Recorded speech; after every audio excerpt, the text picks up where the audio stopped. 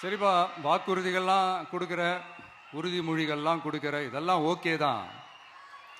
ஆனால் ஸ்டாலின் சார் செய்ய முடியாததை நீ எப்படி செய்வ அப்படின்னு உங்களுக்கு ஒரு கேள்வி ஒன்று வரும்.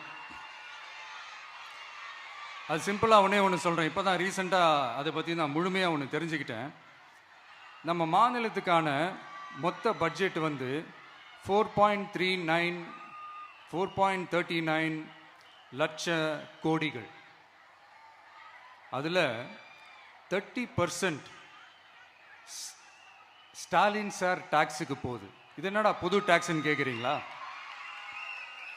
ஆமாம், இந்த பட்ஜெட்லேருந்து ஒதுக்குற நிதியில் 20% ஸ்டாலின் சாருக்கு போகுது. அதில் 10% அவங்க மந்திரிங்களுக்கு போகுது. மொத்தமாக 30% ஆச்சா? கவர்மெண்ட்டுக்கு தான் வரி கொடுப்பாங்க. ஆனால் கவர்மெண்ட்டே ஒருத்தவங்களுக்கு வரி கொடுக்குதுன்னா அதுக்கு பேர் ஸ்டாலின் சார் டாக்ஸ் தானே. இதை விட நாகரிகமாக நீங்கள் அடிக்கிற கொள்ளையும் நீங்கள் அடிக்கிற ஊழலையும் சொல்ல முடியாது.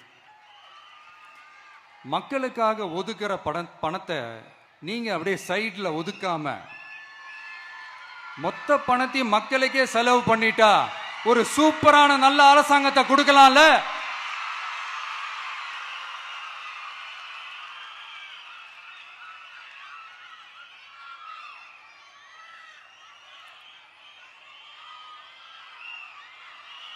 இப்படிலாம் சைடில் ஒதுக்காம